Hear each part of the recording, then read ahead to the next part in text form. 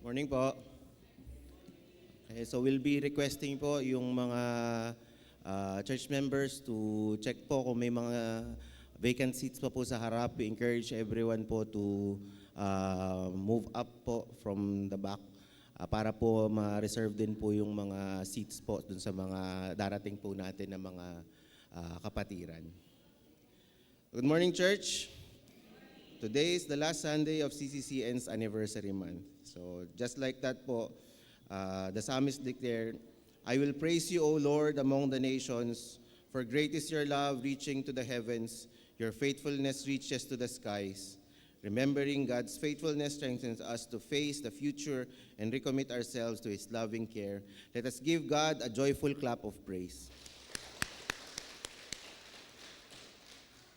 Brothers and sisters in Christ, at this time po, let us all humbly and accordingly bow down and worship our great God for all He is. For all that we are, let us remember that praising our holy God is a timeless act of worship. Who is faithful and merciful, we worship a loving God who is gracious and just. He pursues us in our restlessness, receives us in our sinfulness, and holds us in our brokenness. Let's give our eternal praise to the Good Shepherd, our Lord Jesus, who in surrendered humility died on the cross for the sake of His sheep. He conquered death and became our victorious King. He will feed His flock like a shepherd. He will gather the lambs in His arms and carry them in His bosom, and will gently lead those who have their young. Let us also silently pray that the Holy Spirit would enable our sacrifice of praise to be worthy of His holy presence, and that our worship will be a grateful response to His goodness and faithfulness to us.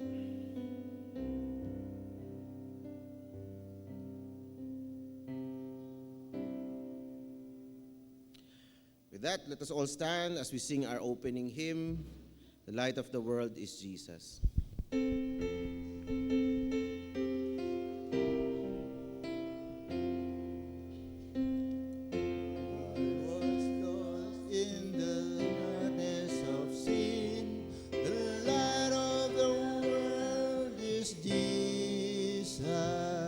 Like sunshine and then His glory shone in. The light of the world is Jesus. Come to the light is shining for you. Sweetly the light has dawned upon me. Once I was blind, but now I can see.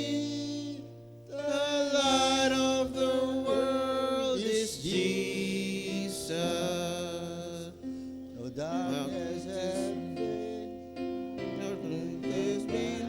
The light of the world is Jesus. We walk in the light and we follow our guide. The light of the world is Jesus.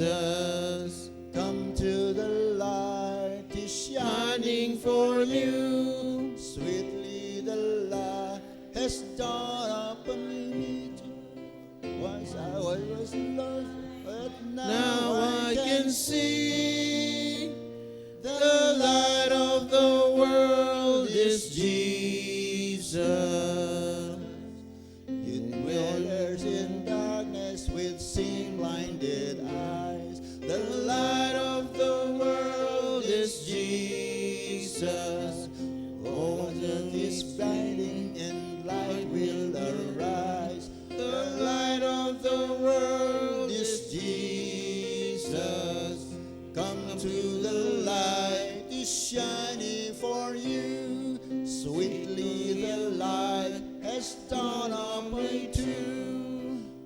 Once I was blind, but Now I can see. The light of the world is Jesus. No need of the sunlight in heaven, we're told. The light of the world is Jesus. The Lamb is the light in the city of gold. The light of the world is Jesus.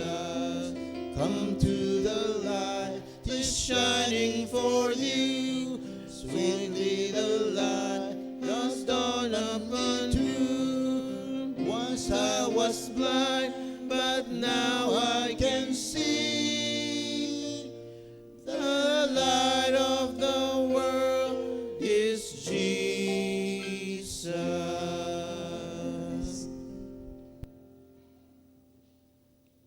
All together, let's read the call to praise and worship taken from Psalm 89. We'll read this in unison.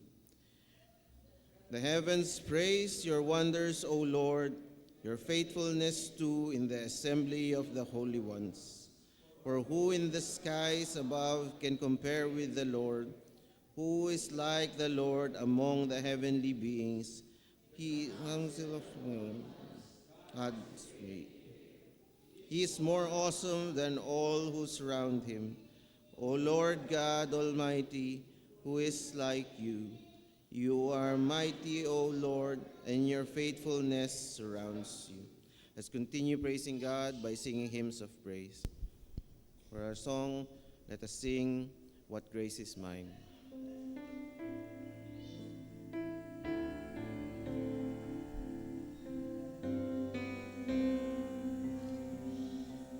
What grace is mine that he who dwells in endless light holds through the night to find my distant soul, and from his cast poured mercy that would plead for me, that I might live and his name be known. So I will go wherever he is calling me. I lose my life to find my life in him. I give my all to gain the hope that never dies. I bow my heart, take up my cross and follow him. What grace is mine to know his breath alive in me. Beneath his wings my wakened soul may soar. All fear can flee, for death's dark night is overcome. My Savior lives and reigns forevermore. So I will go wherever he is calling me. I lose my life to find my life in him. I give my all to gain the hope that never dies. I bow my heart to take my cross and follow him. Bow my heart, take my cross and follow him. Let's all sing Amazing Grace.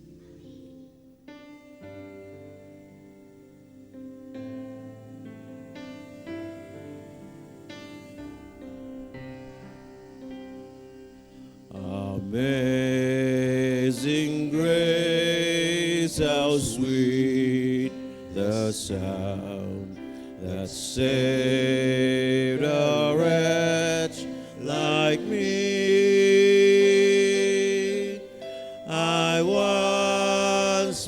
was lost, but now I'm found.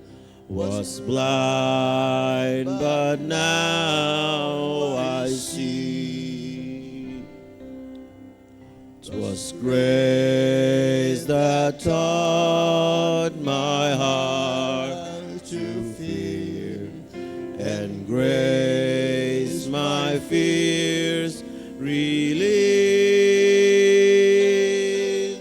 How precious did that grace appear, the hour I first believed. Though many dangers, toils, and snares I have already come, 'tis grace has brought me safe thus far, and grace will lead me home. The Lord has promised good to me, His word my hope secure. He will my shield and portion be, as long as life endure.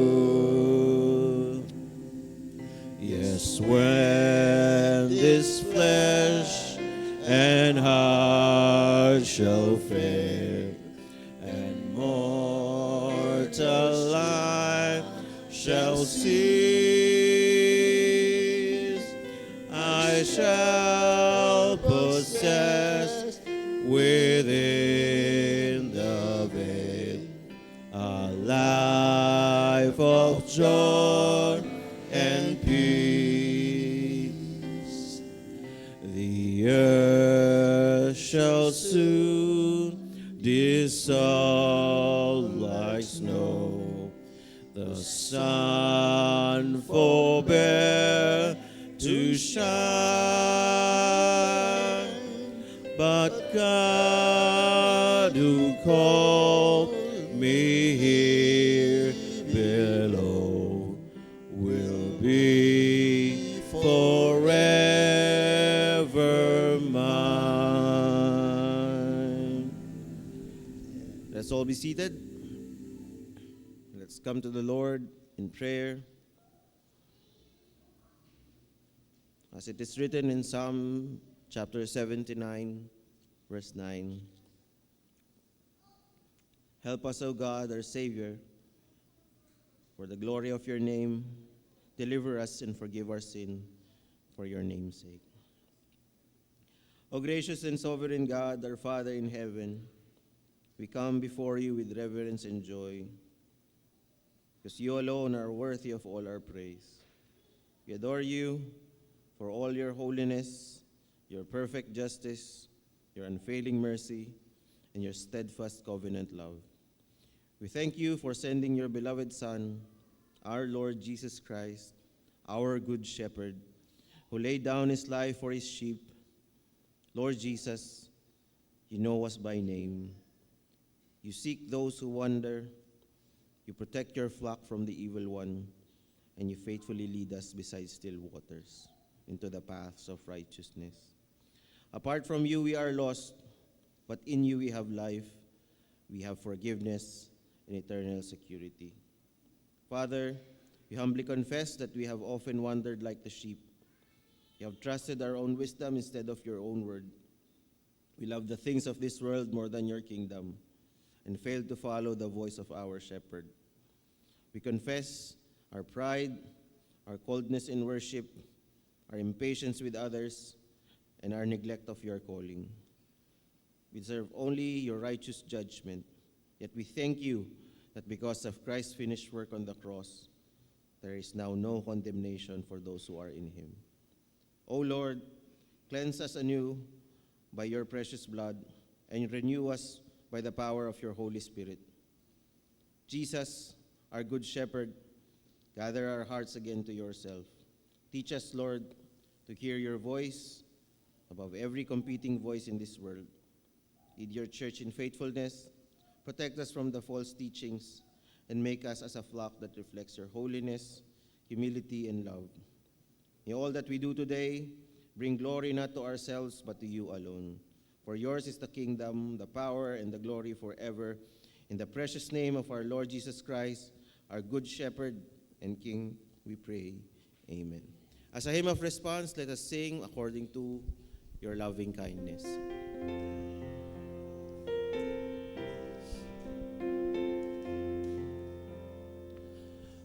According to thy loving kindness, Father, have mercy on my sinful, wretched soul. Make me to know once more thy joy and gladness. Blot out my sin, O cleanse, and make me whole. I humbly now acknowledge my transgression against the only Father is my sin. Restore to me the joy of thy salvation. Oh, purify my life without within. A contrite heart I offer thee, dear Father. Oh, hide thy face from all my sin, I pray. According to thy tender love and mercy, oh, pardon, Lord, this soul that went astray. I humbly now acknowledge my transgression against the only Father is my sin. Restore to me the joy of thy salvation. Oh, purify my life without within. May I invite the Sunday school children, their teachers in front, as we pray for them and our church as a whole.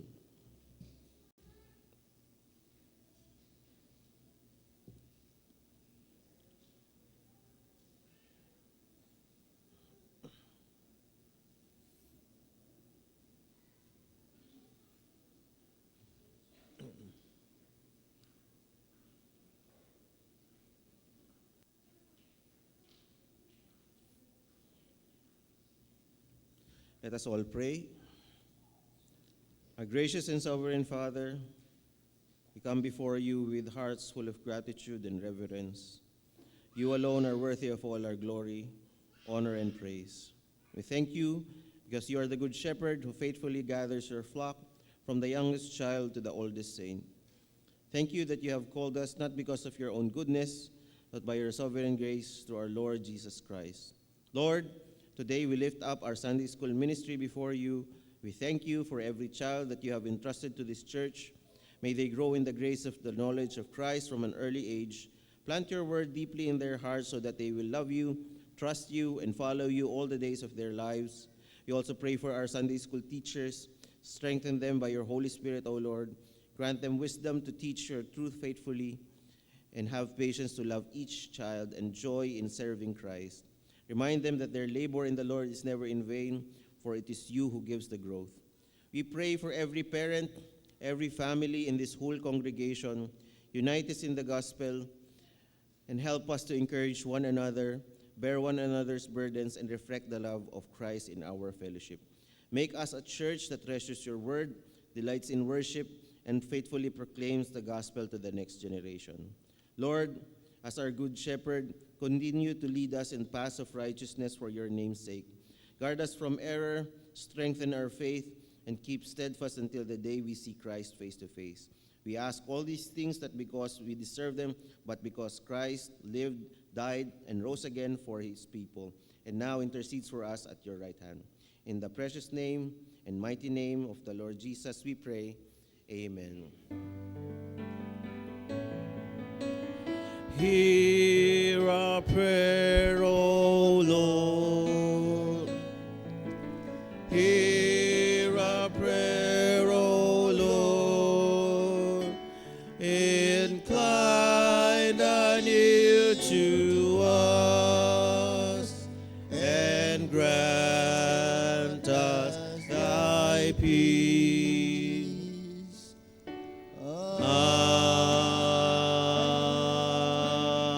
Amen. Thank you, children.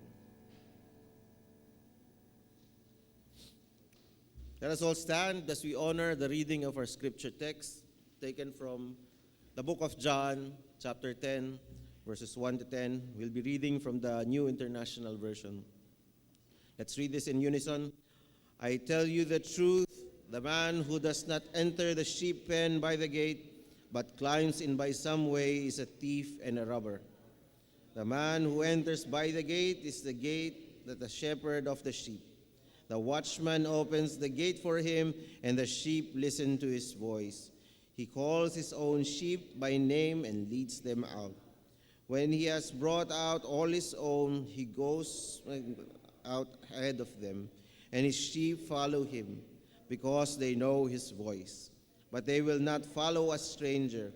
In fact, they will run away from him, because they do not recognize a stranger's voice.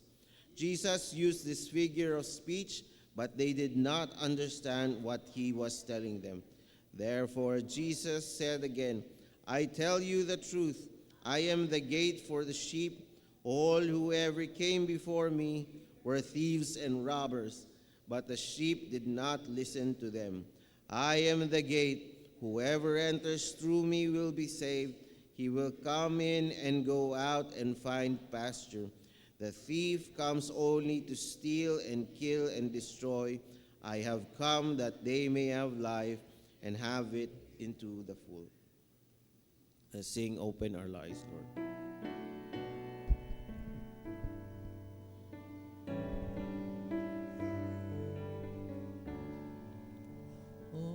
Open our eyes, Lord.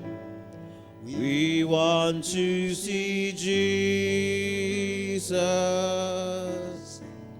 to reach out and touch him, and say that we love him. Open our ears, Lord, and help us to listen. Open our eyes, Lord. We want to see Jesus.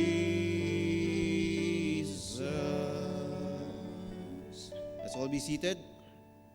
Brothers and sisters, let us now prepare our hearts and minds as we listen to the word of God to be ministered by our own Elder Leo Amurao.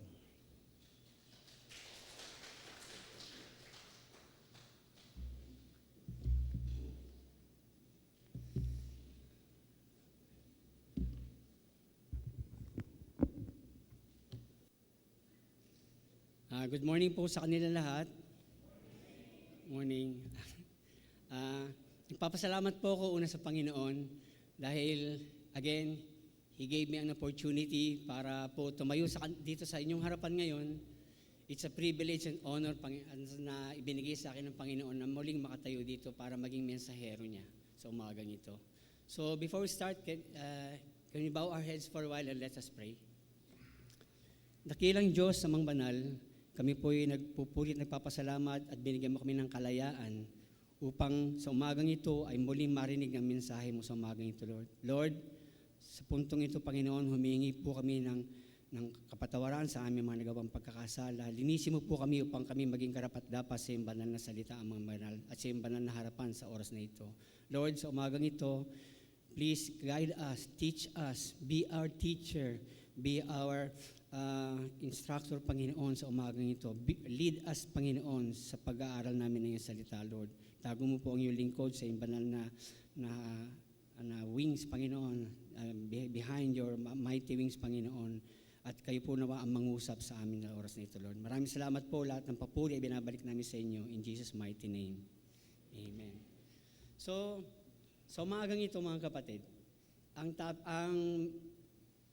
ating pag-uusapan ngayong umaga is about our faithful shepherd. At siyempre, dahil may shepherd, siyempre meron ding sheep. Diba? Sheep o yung tupa. Magkasama yan eh. Hindi magiging shepherd kung walang sheep. Diba? So, marahil dito sa inyo, may nakakita na ng tupa in person. Diba? Ay, tatanong ko lang yan. Kasi nung araw, dito sa atin sa Pilipinas, mahirap makakita ng tupa. Hindi kasi pangkaraniwang inaalagaan ng tupa. No? But nowadays, parang medyo may makikita ka na inaalagaan sa farm, mga tupa. And today, to start with, gusto kong panuorin muna natin itong isang maikling film, maikling video tungkol sa mga tupa. At tingnan natin especially ang behavior nila. The video was taken somewhere in Norway. Nakita ko lang itong video na to. And it's somewhat a small experiment about sheep if they really know the shepherd's voice. Tingnan natin kasi yun ang ating team ngayon. So, tingnan muna natin yung maikling film.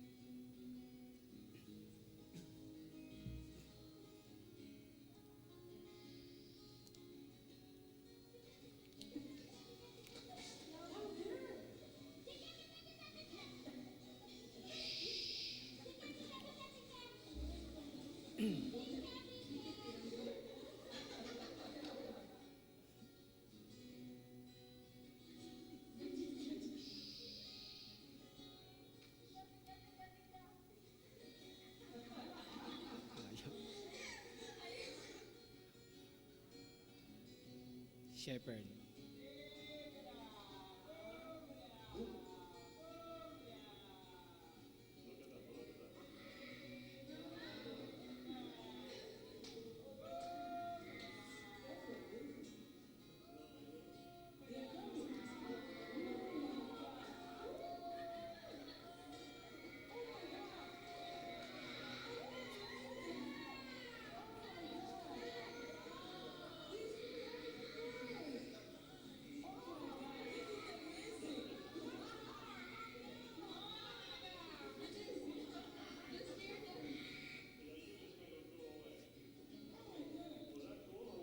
And observe, tingnan nyo, papasok yung shepherd sa loob. Tingnan nyo kung saan pupunta yung mga tupa. See, they follow the shepherd. Okay, thank you very much. So sa nakita nating video, tumutugma ba yung behavior ng tupa sa sinasabi ng passage natin kanina, yung binasa natin, na the sheep listens to their shepherd's voice? Diba tumutugma, di ba? Yan yung akto na nangyari. And that is exactly what Jesus is teaching us in John chapter 10, mga kapatid. Kahit anong ingay o gulo ng paligid, when they heard the shepherd's voice, the sheep immediately raised their heads. Nakita nyo, tinaas yung ulo nila. Ignore other voices, ang daming voices doon, di ba? And noises, and followed only one familiar voice, the shepherd's voice, whom they spend everyday with, araw-araw nila kasama yon. Admittedly, mga kapatid, today, we live in a noisy world. You and I live in a noisy world. Sa ating dito sa paligid, napakaingay ng ating mundo ngayon. Napakaraming ingay o boses na pumapasok hindi lamang sa ating mga tenga, kundi maging sa ating mga puso at isipan that crowded out the voice of our shepherd. No? Every day, voices compete for our attention. Maraming boses o ingay na nag-uunahan o nag-aagawan para sa ating attention. Andiyan yung voice of fear, voice of success, voice of social media, voice of guilt, mga boses ng sari-saring problema at issue na tumatabon sa tinig ng ating shepherd. Even religious voices telling us to try harder, be better, or do more. Diba? But among all those voices, mga kapatid, there is one voice that still calls our name. It is the voice of the Good Shepherd, Jesus Christ. Not because He wants something from us. Hindi, tinatawag tayo hindi dahil may kailangan siya sa atin. Because He gave everything for us. Today, Jesus Christ as our shepherd asks one simple question. Do you still recognize my voice? Nare-recognize pa ba natin ang boses niya? Kapag tayo humahalubilo sa mundo, with all those noises around us, do we still recognize the shepherd's voice? Alam niyo mga kapatid, ang problema sa church today is not that God has stopped speaking. The problem is that we forgot how to recognize the voice of the shepherd when He speaks. Yun ang problema. Hindi humihinto ang Diyos sa pagsasalita. Ang problema, nakakalimutan natin yung i-recognize ang boses ng ating shepherd. Bakit ba napakahalaga nito? Ano ba ang meron sa shepherd natin at dapat natin siyang pakinggan o pinakikinggan? This morning, we're going to look at Jesus as the shepherd who sustains us and the shepherd who saved us. Today, samahan niyo ako, let's walk together in this passage and look at 3 realities about our shepherd. 3 katotohanan tungkol sa ating shepherd. My prayer is that when we leave this place, we will not just know about Jesus our shepherd, but we will be able to hear Him because knowing our shepherd leads us to hearing His voice. So ano ba yung mga katotohanan dapat nating malaman tungkol sa ating shepherd? Una, the shepherd knows his sheep personally. Sabi sa verse 3, He calls His own sheep by name and leads them out. During Jesus' days, ng panahon ancient days, during Jesus' days, no? Shepherding o yung pagpapastol po is a common occupation in Israel. Common yan. Pag ang mga tupa, pinapastol ng shepherd, yung shepherd do not drive the sheep from behind with stick. They walk in front of the sheep. They lead them. Yung shepherd nililid yung katulad na nakita natin kanina, di ba? Sa bandang huling video. Nasa unahan yung shepherd, siya yung naglilid sa mga sheep. Sabi sa verse 4, when he has brought out all his own, he goes ahead of them. No? Tulad nga na nakita natin. Hindi lang yon. The shepherd talked to them. He called them, and the sheep followed because they trusted him.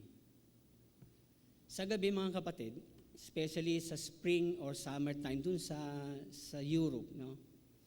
Meron silang pinaglalagyan na kulungan ng mga tupa sa gabi. Kasi nasa field sila. So sa field yun, for safety purposes, meron kulungan doon. Ang tawag nila doon is sheepfold. Dito sa ating, ang tawag nila sheep pen eh. Sheepfold ang tawag doon sa kanila. No? Itong sheepfold, it is an enclosure siya ng stone walls. Bato yan na pinagpatong-patong enclosure, pero may isa lang opening. na ang tawag nila doon is gap. Ang isang sheepfold, minsan, hindi lang isang shepherd o isang flocks ng shepherd yung pinakukulong doon. Kasi ang isang shepherd, may flocks yan, di ba?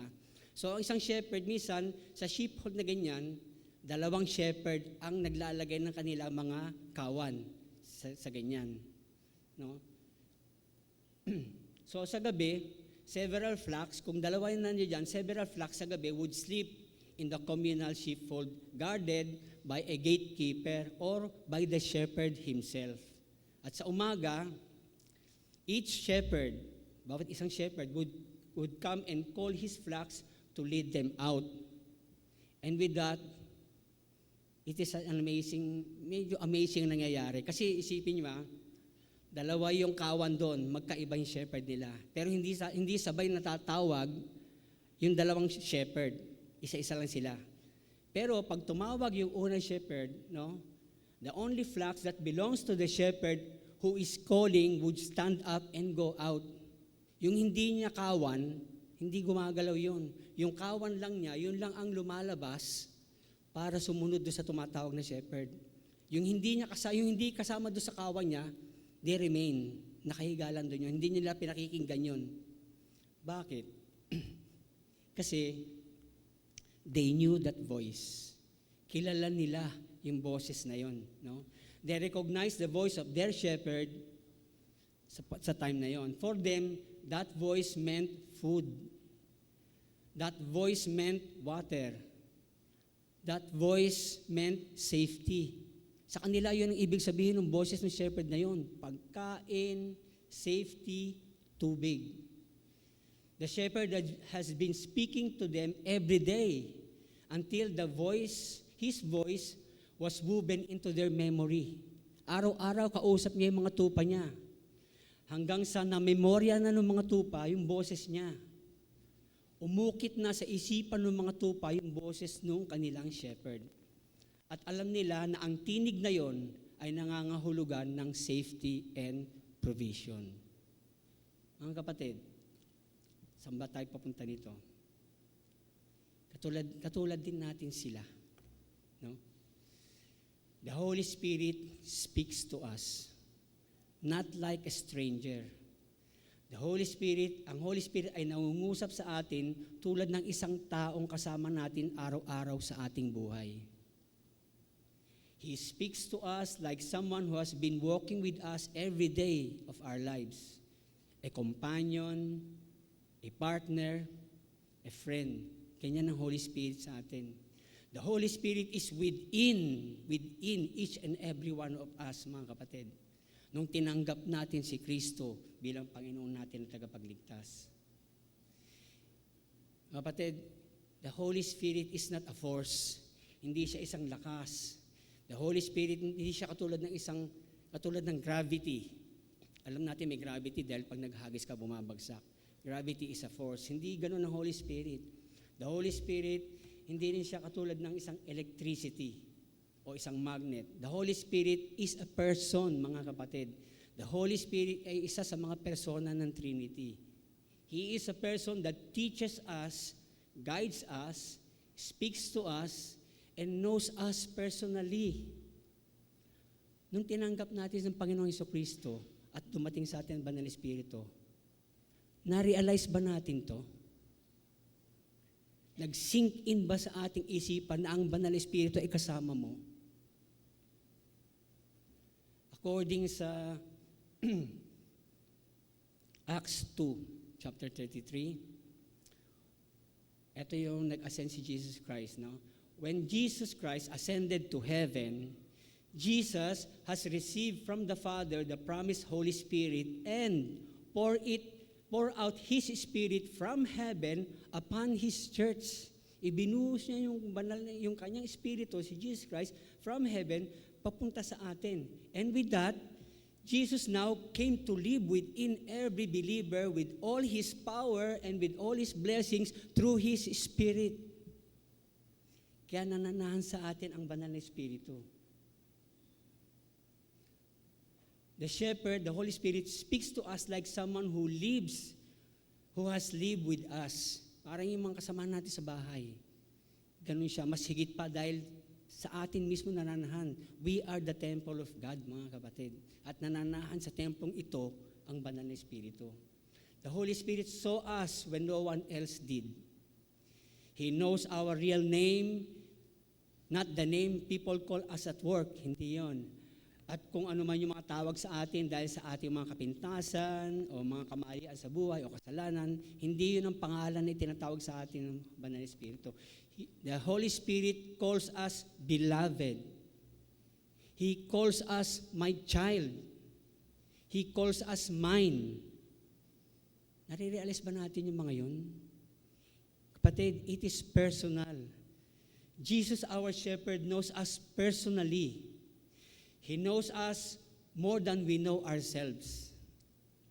May nagsasabi, hindi kapatid, mas kilala ko sarili ko. I know myself from head to toe, kilala ko sarili ko. Hindi nga. Kilala mo sarili mo. Alam mo ba kung ilan ang buhok mo sa ulo mo? Alam mo ba kung ilan na yung nahulog dyan kanina umaga nung nagsuklay ka? Or alam mo ba kung ilan yung bilang nung pumuti na buhok mo at ilan pa yung itim na natira? Sa akin, kinukulayan ko Mga kapatid, our Lord, the Good Shepherd, knows even the numbers of our hair. Matthew 10:30, ano sabi? And even the very hairs of your head are all numbered. Sabi sa Matthew 10:30. This implies na ganun kalalim ang pagkakilala sa atin ng ating shepherd. Ganun kalalim ang pagkakilala sa atin ng ating shepherd. And this shepherd na kilala tayo calls us by name. Alam nyo, masarap tawagin pag tinatawag ka sa pangalan mo, di ba? Parang ang dating nun, personal Parang ang close nyo pag sa pangalan ka tinatawag.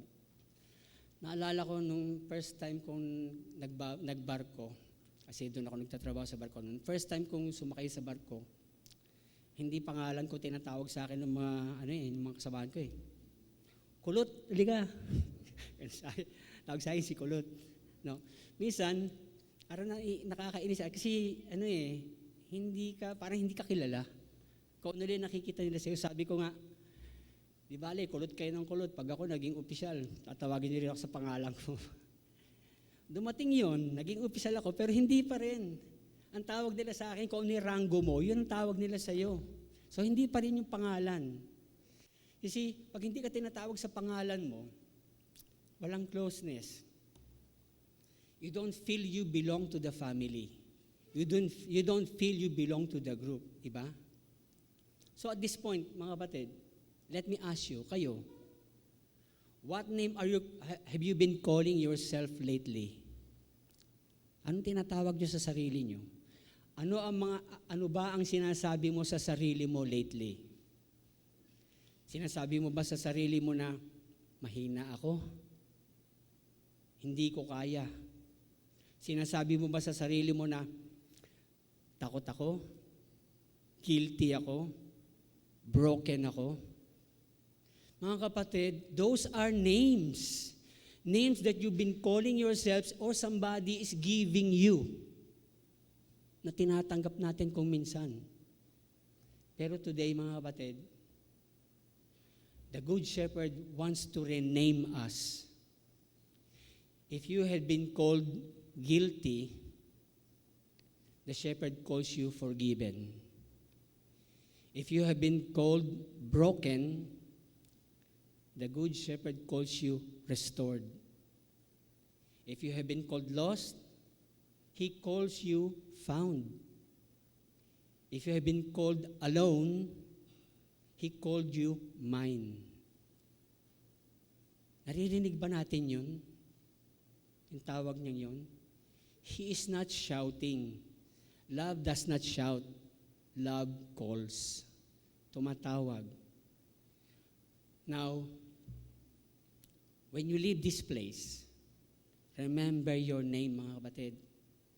Remember the name He calls you. He calls us. The shepherd said, "You are mine. You belong to me. I know you personally." Tandaan natin yun. Pangalawang katotohanan na dapat nating malaman tungkol sa ating shepherd. The shepherd became the gate or the door. Dito pong salitang gate or door, parehas lang po yan ha. Huwag niyo pong pag-ano. Kasi sa NIV yung ginamit yung gate, pero kung titingnan natin po sa King James Version, ang ginamit niya door. Pero pareho po lang sila. No? And sabi sa verse 7 and 9, I am the gate for the sheep.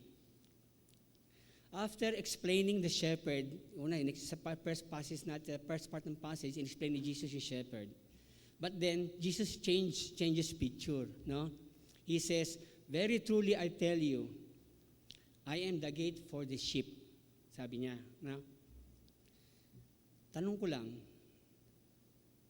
ano ba ang purpose ng gate o pinto sa mga bahay natin? Bakit ba tayo may pintuan sa gate, sa bahay? Bakit may gate? Kapatid, it gives us protection. It gives us safety from intruders or weather. Di ba? Isang tusa ka ng nanay mo, sara mo nga yung pintuan, malakas ang hangin. Protection. Di ba? O sara mo na yung pintuan, gabi na. Baka may pumasok. Safety. Di ba? Kaya lang, umisa, sinasabi ng nanay mo, sara mo yung pintuan, nandyan yung naniningil. Diba? May pahabol pa yan. Sabihin mo, wala ako. Diba? Anyway, okay ba sa inyo kung ang bahay niyo walang pintuan? Parang ang pangit naman tingnan, diba? Imagine nyo yung bahay niyo walang pintuan, no? Do you feel safe pagka ganon? Or do you feel protected pagka ganon? Siyempre, hindi, no? So, napakahalaga ng pintuan o gate para sa isang tahanan o bahay. Now, in ancient times, ng panahon ng ating Panginoon, especially in Europe, no, yung sheepfolds na sinasabi natin kanina, normally they do not have wooden gates or door. Kasi medyo mahal o expensive ang mga kahoy ng panahon na yon. So, wala yun. The enclosure, katulad na sabi natin kanina, was stone walls with one opening or gap. Ang tawag nila doon, no?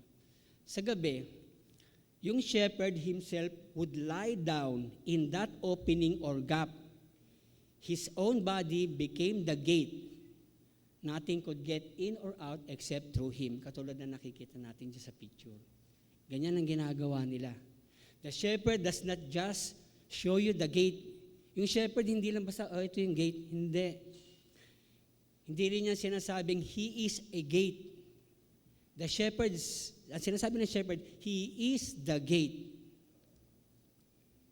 You see mga kapatid, pag sinabi mo kasing he is a gate, ang ibig sabihin kasi nun, he is one of the many options or channel available.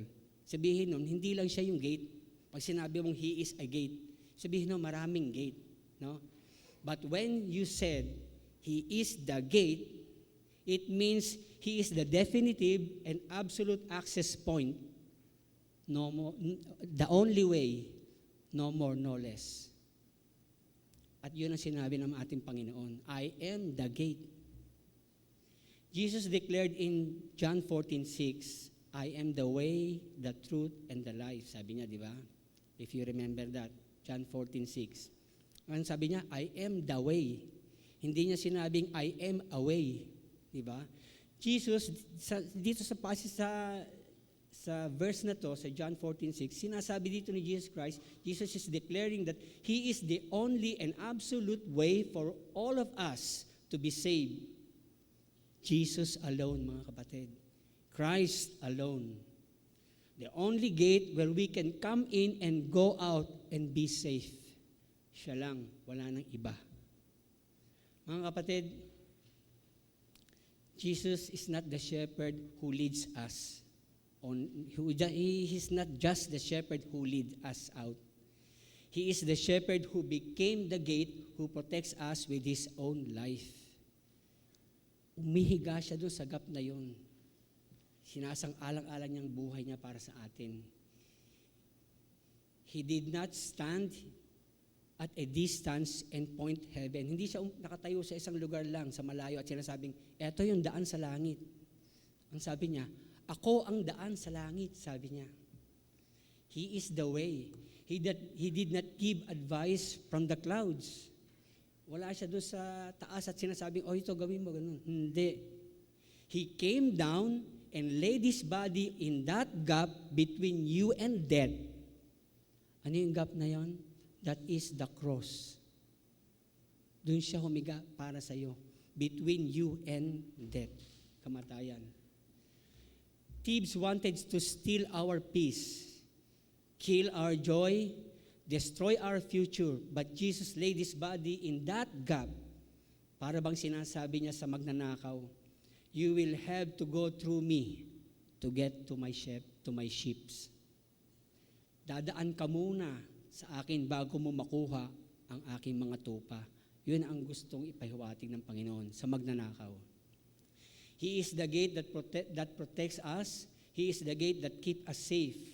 That is why we are still here. Kaya nandito pa rin tayo. The enemy tried to take us out. Guilt tried to drown us. Temptation tried to trap us. But we have a gate that bled for us.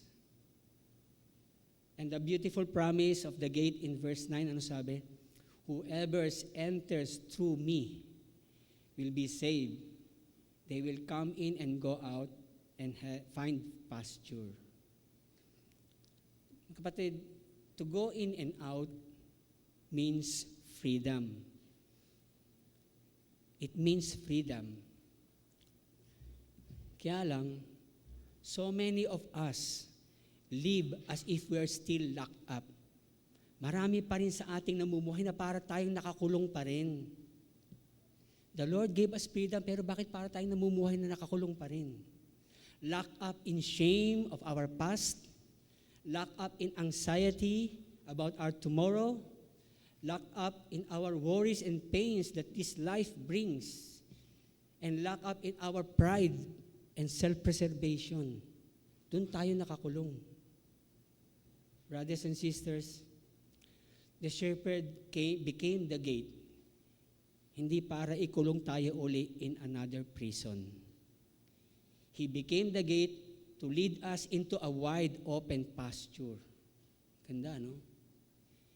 Jesus says, go in and out, you are free, you are safe, and you have pasture. Yun ang sinasabi sa atin. Maybe we have been trying to be good. Napapakabuti tayo para marinig natin ang shepherd natin. Lord, kailangan ko maging mabuti. But let me tell you this. We do not hear God because we are good.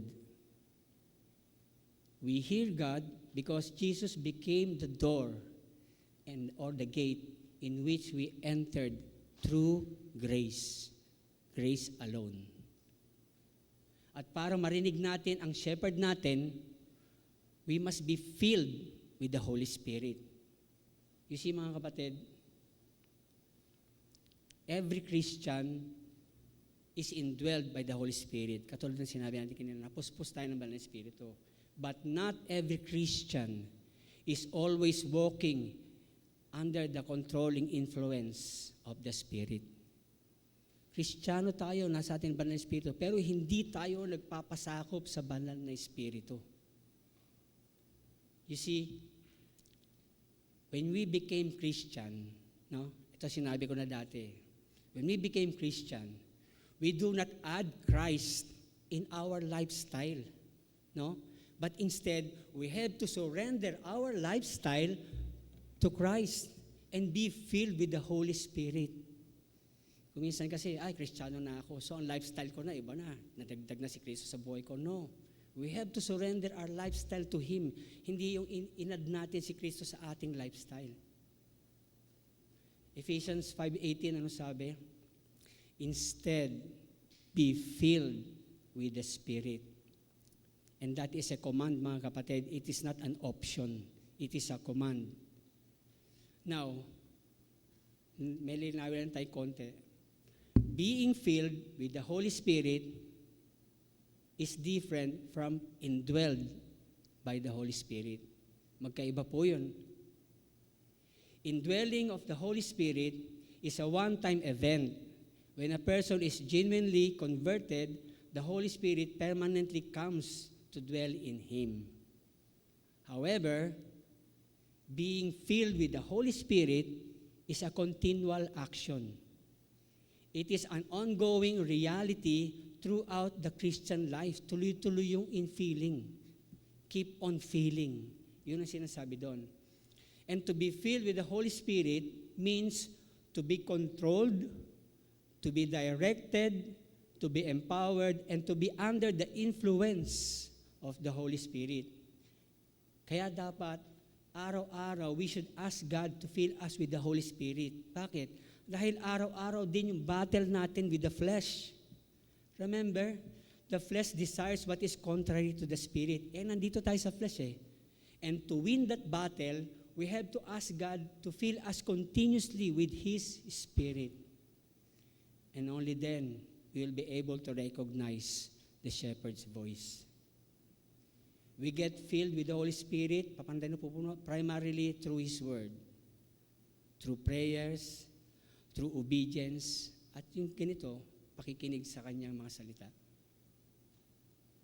So again, mga kapatid, Jesus did not become the gate so we could hide behind Him and survive. He became the gate so we could walk through Him and live. To go in and out is freedom. And to find pasture is provision. Provision. And that's where Jesus takes us next. He doesn't stop in saying, hindi natatapos si Jesus Christ sa sinasabi niyang, I keep you safe. He says something even bolder, no? And that brings us to our third point. Our third point is, the shepherd came for abundance. Ang sabi sa verse 10? The thief comes only to steal and kill and destroy. I have come that they may have life and have it to the full or abundantly. Naalala ko lang, may lang gustong ikwento. Last month, may inatinan kaming funeral kasi na pumanaw yung aking auntie. So, yung mga anak niya, kasama namin, taga Plaridel siya, so dun ang wake niya doon sa Plaridel. So yung anak niya, yung isang anak niya taga dito lang sa Mesa sa Del Monte, pumunta rin doon, siyempre, anak siya. No? So they stayed there for about less than a week hanggang sa mailibing yung nanay nila. Pagbalik dito nung pinsan ko sa kanyang bahay, they found out na naransak yung bahay nila, nilooban, ninakawan. So inayos nila, nireport nila. After 2 weeks, pumunta ulit sila sa Bulacan, kasi alam mo naman sa Katoliko, may mga padasal, gano'n. So umattend sila kasi Katoliko sila. Pagbalik nila sa bahay nila, again, they found out na naransak ulit yung bahay nila. 2 beses. Sabi ko nga sa sarili ko, ano ba to? Suki, binabalik-balikan. Diba? Parang suki nila yung magnanakaw, binabalik-balikan sila. Diba? Mga kapatid, pansinin nyo, ang magnanakaw, they do not come to bargain with us. They do not come to negotiate with us.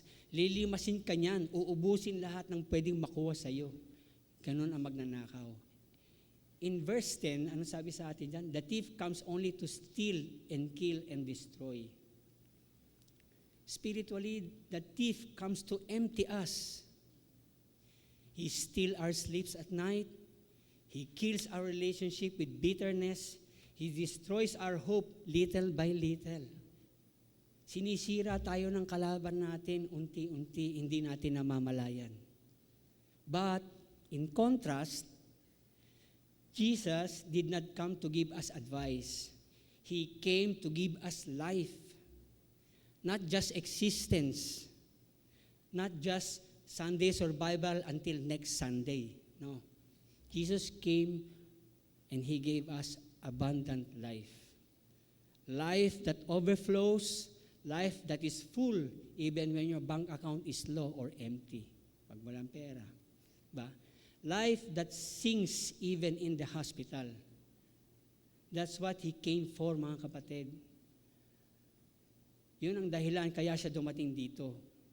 He gave us life to the full. Now, let us picture this.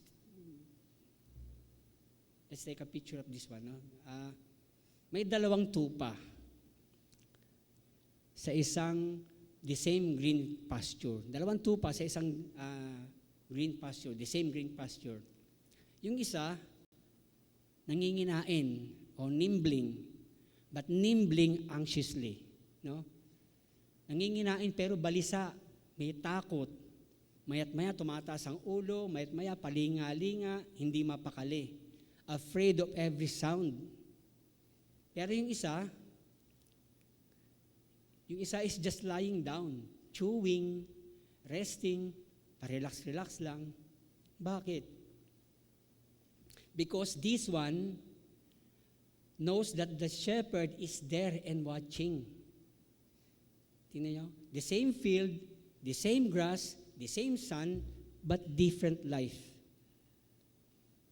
The difference is trust in the shepherd's presence. Yung una takot na baka iwan siya ng shepherd niya, wala siyang tiwala. Yung pangalawa, nagtitiwala na hindi siya iiwan at di pababayaan ng shepherd niya. Mga kapatid, so many of us are living like the first sheep. Marami sa ating namumuhay na parang katulad ng isang tupay na una, yung hindi mapakali. We are saved, yes. We are in the field, yes. But we are not living abundantly. We are living anxious life. We are living survival life. Bakit? It's because we forgot to recognize the voice of the shepherd, the Holy Spirit. And worse, we forgot to walk side by side with the Holy Spirit, with our shepherd. Saka ako na lang yung gagawin, meron pa akong gagawin iba eh. Saka na ako magdadasal, meron pa akong gagawin iba. Saka na ako magbabasa ng salita ng Diyos kasi busy ako kasi marami akong kailangan gawin assignment o kung anong papan. Isa sa mga bagay na kailangan natin mga kapatid to experience abundant life is to walk closer with the shepherd, with the Holy Spirit. Pag narinig niyo yung abundant life, ano ba ang unang pumapasok sa isip niyo? Masaganang buhay, magandang bahay, may sasakyan, may pera sa bangko, walang problema. Yun ba yung abundant life na pumapasok sa atin? Sabi sa Luke 12:15, hindi ko lang nailagay dyan, life does not consist in the abundance of possession. Abundance is not bigger house or lot of money. Abundance is a quieter heart. It is not the absence of problem. It is the presence of the shepherd in the middle of the problem. There is always peace in your heart no matter what. And that is the peace of God. Sabi sa Philippians 4:7, and the peace of God which transcends all understanding will guard your heart and mind in Christ Jesus. Peace of God. Ano ba yung peace of God? Kapatid, ito sinabi ko na rin dati. Ulitin ko lang ngayon dito. The peace of God is the condition of heart and mind that is full of calmness and tranquility that comes from trusting in God. Regardless of the situation or what is happening around us, a kind of peace that only and only God can give you. Wala nang iba. Yun ang peace of God. Mga kapatid, that I can say is the abundant life that our shepherd is giving us. Yung may kapayapaan ka within your inner self, sa puso mo, no matter what, because you trust in the shepherd. Madaling sabihin, ano? Pero mahirap gawin ko minsan. Pero yun ang dapat kailangan nating gawin. To walk with the Spirit, to trust Him, no matter what. The Spirit's voice is life. Even when He corrects us, it doesn't feel you're hated pag kinokorek tayo. It feels like love pulling you back to the pasture. Ganon ang boses ng Holy Spirit. Hindi pamalo that drives you away. kapag kinokorek tayo ng Holy Spirit. Because Jesus already said, I came that they may have life and have it abundantly or to the full. He doesn't lie. His voice gives us life. Na mga kapatid, in closing, sa pagtatapos natin, before we end, I'd like to remind us 3 things. Paglabas natin sa bulwagang ito, again, we will be going back to this noisy world where we are living. Yun ang reality. The old thoughts will try to come back. Yung mga lumang alalahanin. The bills will still be there. The same problems and worries might still be there. But I want us all to be reminded of this. Una, in the middle of all that noises, we have a shepherd who knows our name. The Spirit reminds us we are known. Kilala tayo. He is the one who bears witness with our spirit that we are a child of God. We are not a stranger. The shepherd knows us personally. He is the one who called us before we ever called Him. Nauna siyang tumawag sa atin. Pangalawa, the shepherd became the gate who filled that gap so that thief could not have us. Tandaan natin yan. He is the one who leads us to life, not because we are strong, but because He is faithful. A kind of gate where we can go in for safety and go out for pasture. Tandaan natin yan. And thirdly, the Holy Spirit makes that life real to us. He fills our heart when the world feels empty. He gives peace that transcends all understanding and a life that is spirit-filled. That is what the shepherd came for, mga kapatid. Abundant life. So this week, these coming days, when fear speaks, remember the shepherd speaks louder. When shame speaks, remember the door is still open. When you feel lost in the crowd, remember that you are not a stranger. You are a child of God, and the children recognize their father's voice. We do not have to strive to be heard by God.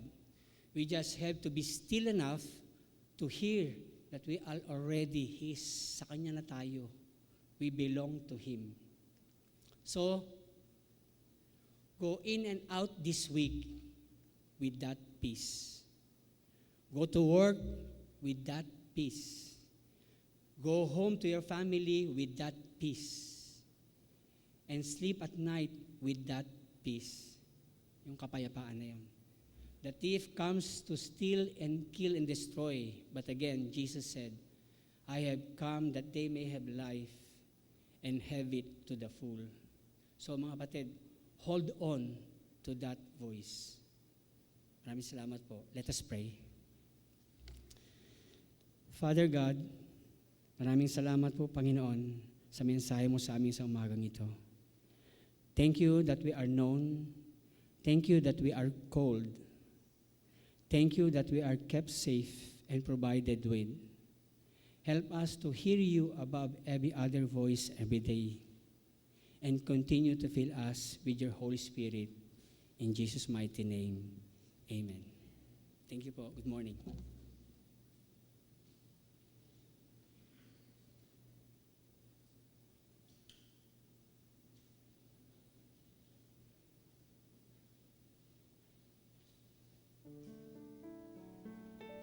So stand po as a hymn of response that our Lord is our great shepherd.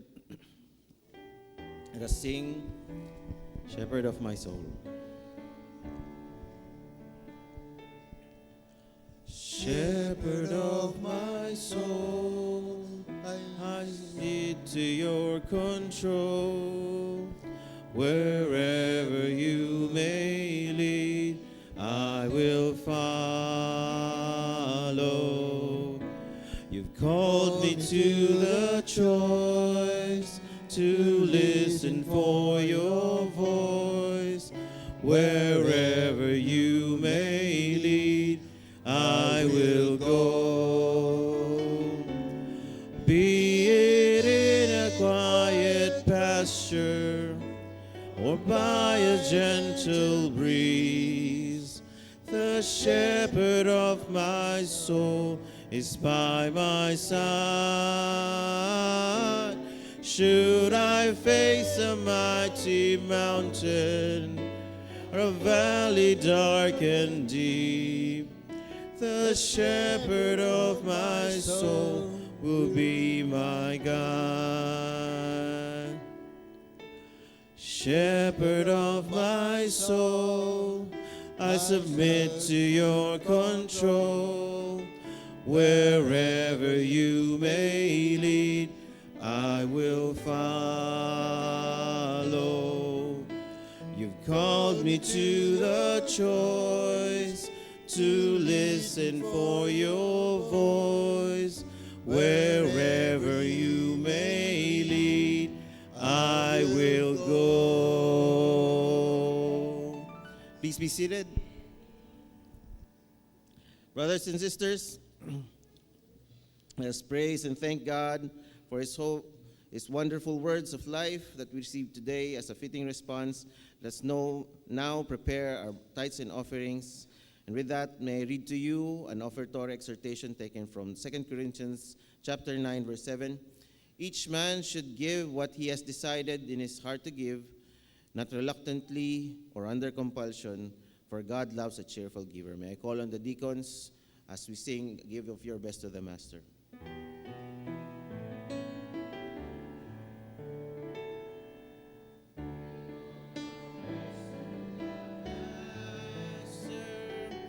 Give of your strength, of your youth.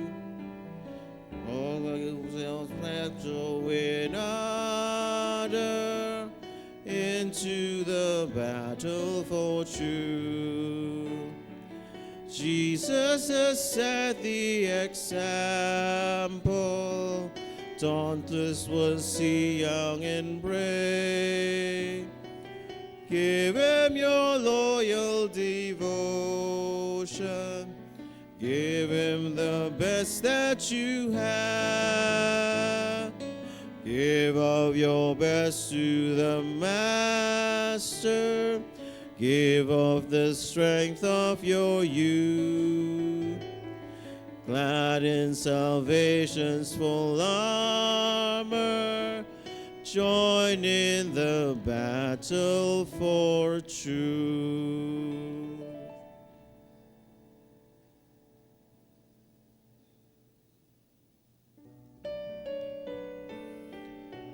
Let's all be on the state of prayer as we dedicate our tithes and offerings to our one sovereign and triune God.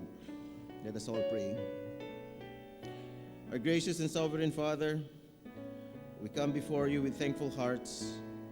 We worship you as our Jehovah Jireh, the Lord who provides every good and perfect gift who comes from your gracious hand. Our daily bread, our work, our families, our strength, and above all, our salvation in Christ, all are gifts from your abundant mercy.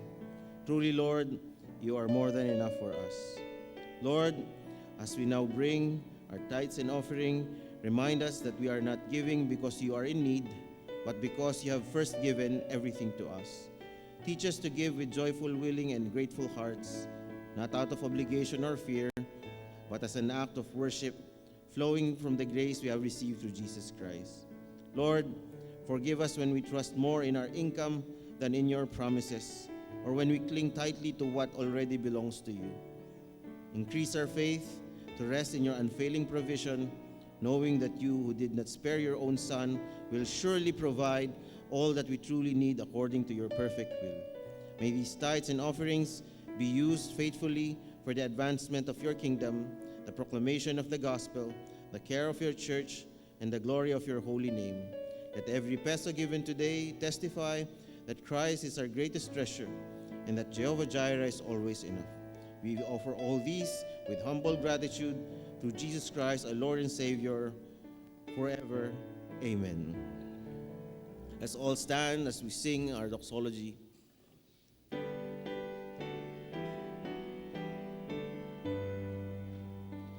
Praise God from whom all blessings flow. Praise Him, all creatures here below. Praise Him above, ye heavenly hosts. Praise Father, Son, and Holy Ghost. Amen.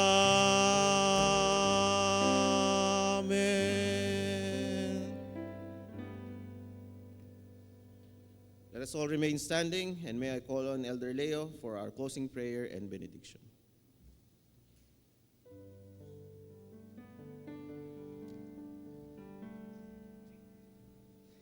Let us pray.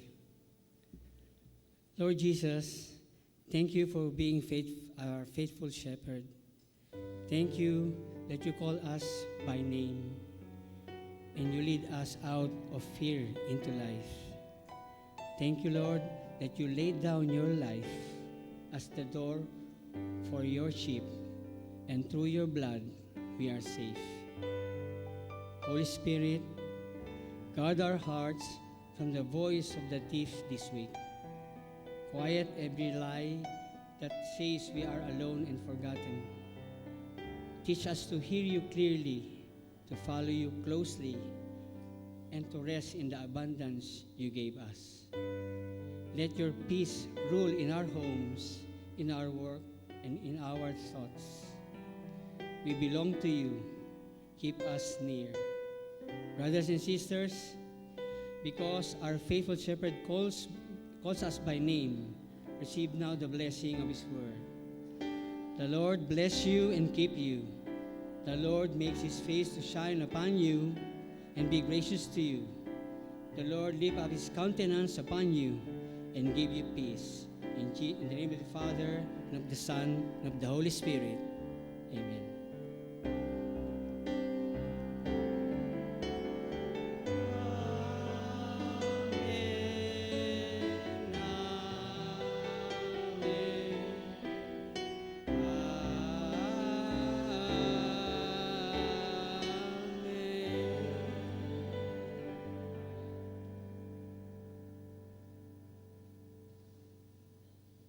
Let's all be seated. So for our congregational life matters, and we'll start with our greetings.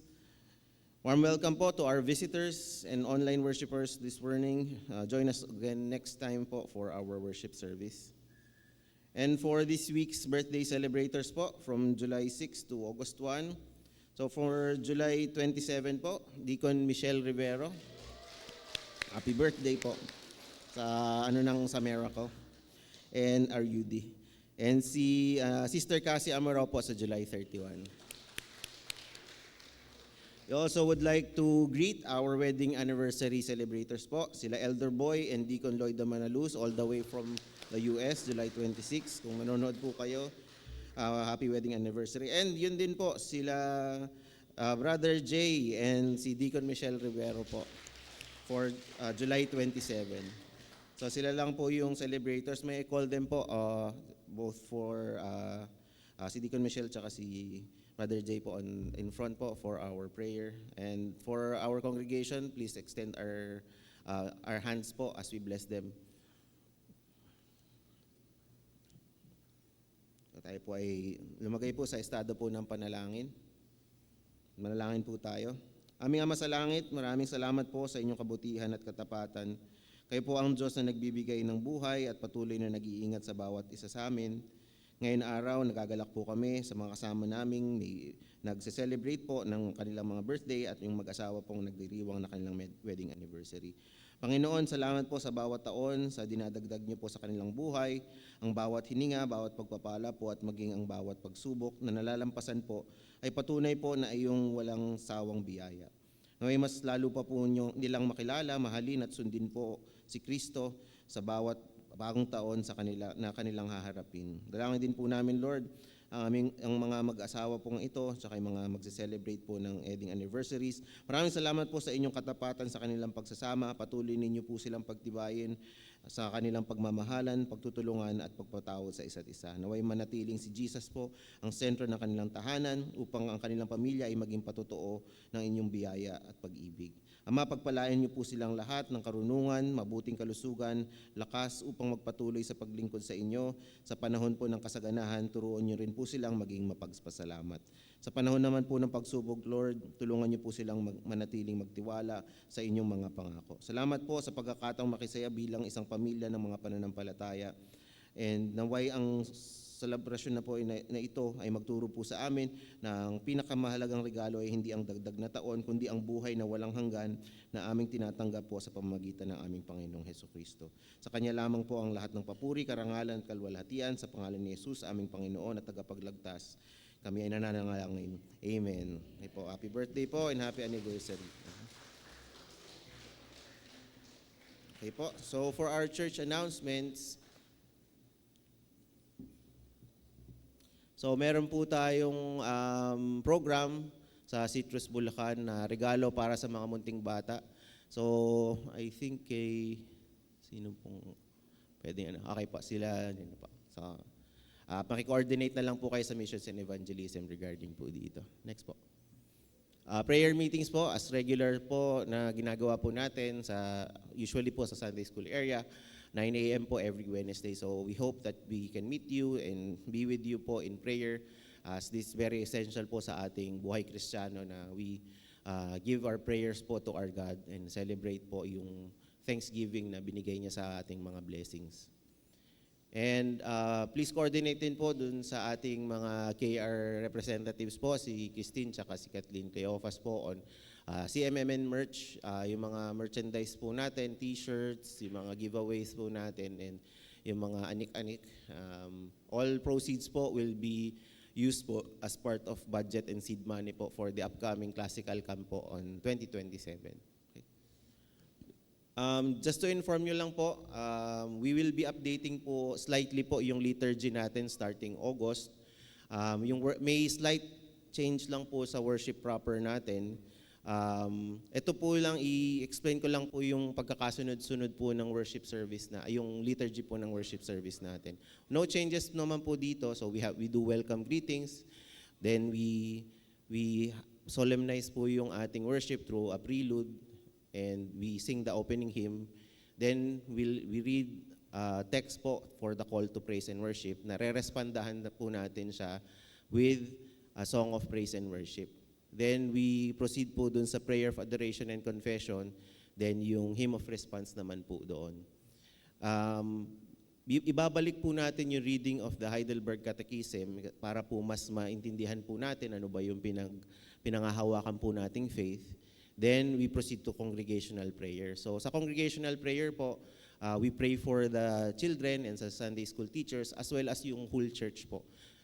When the elder po or kung sino po yung liturgist will be proceeding po for the congregational prayer. Then yung hymn of response po, which is usually Hear Our Prayer, Our Lord. Ito po yung main change po, will be having the tithes and offering before po yung ating sermon. No? So we give thanks, then yung doon po papasok after yung ating sermon after. So tithes and offerings muna, then we sing our offertory hymn, we pray for and dedicate for yung tithes na binigay natin and offering, then we do the doxology. Then after that po, yung reading of the scripture text, hymn of illumination, then yun na po yung message. And kung first Sunday po, which is yun sa August, first Sunday po natin, next Sunday, we'll be having as a response yung celebration of the Lord's Supper. We-proceed na po tayo sa closing prayer and benediction and closing hymn. So, yung naging change din po, walang hymn of response kasi ang hymn of response natin, yung Amen, sevenfold Amen din po natin, or yung Now unto Him who is able. Ang pinaka-essence po nito, dun sa before that, yung essence po ba't tayo nagkaroon ng change is to pattern po na parang isang buong prayer po yung ating worship service. Ang usual pattern po ng prayer is na-abbreviate po sa word na acts, no? So adoration, confession, thanksgiving, and supplication. So bakit po natin siya inaalay na ganun? So we give everything to the Lord as to ascribe to Him, and last lang po yung sa atin. So kung makikita po natin sa adoration, dun po natin pinapakita kung paano po natin pinahalagahan or we value tsaka magnify si Lord. Then we confess our sins sa lahat ng mga naging kasalanan po natin. And we acknowledge yung sinfulness natin. And we thank the Lord dahil nire-redeem niya po tayo tsaka sinasanctify niya tayo.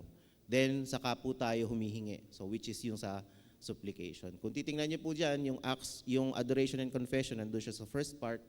Then, after that, yung thanksgiving, which is yung tithes and offering natin. Yung supplication po, yun na po yung pag-respond natin dun sa sermon. So, humihingi po tayo ng guidance from the Lord. So, everything we ascribe to Him, then last po yung sa atin. And para po, yung sa worship proper po natin is, ang mareretain po talaga sa atin sa huli is si sermon. Kasi yung sermon, tsaka yung word po talaga, yung pinaka-essence po natin sa worship service. And yung communion po every first Sunday. So yun po, yun lang po yung slight change, pero mas magiging inline po tayo as a responsorial na Reformed theology natin na God acts first and we respond. So yun lang po yung magiging change na ito. We'll be starting po on next Sunday po sa August. So sa church announcements po, yung greetings and church announcement will just be rebranding or renaming it the Congregational Life Matters. So dun po sa closing hymn po natin, yun na po yung end po ng worship proper natin. Yun lang po. So thank you very much po. And I hope po hindi ganun kalaking nuance sa atin kung dun sa slight change po na yun. So I think wala na pong ibang announcement. So I encourage everyone po to stand up and we can greet everyone po na nandito as we sing songs of praise as we do fellowship po with one another. Let us all sing po, Shine Jesus Shine.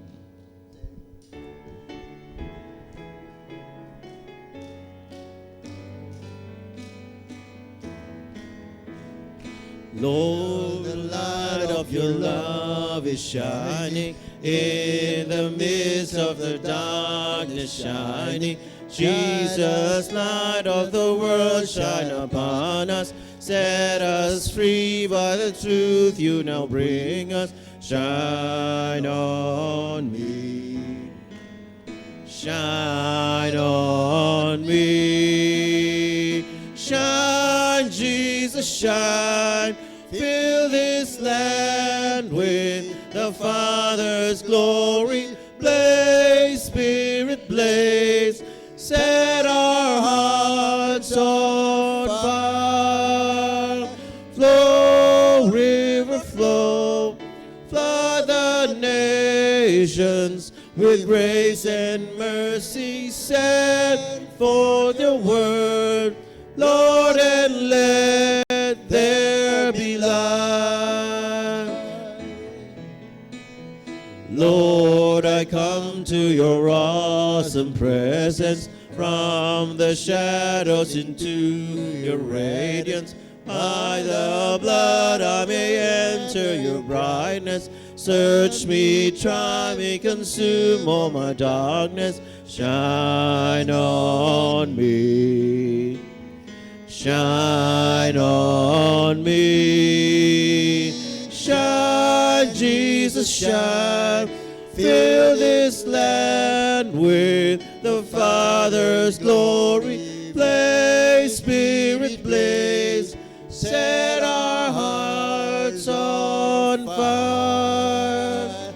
Flow, river, flow. Flood the nations with grace and mercy. Send forth your word, Lord, and let there be light. As we gaze on your kingly brightness, so our faces display your likeness, ever changing from glory to glory. Mirrored here, may our lives tell your story. Shine on me. Shine on me. Shine, Jesus shine. Fill this land with the Father's glory. Blaze, Spirit, blaze. Set our hearts on fire. Flow, river, flow. Flood the nations with grace and mercy. Send forth your word, Lord, and let there be light. Happy Lord's Day po.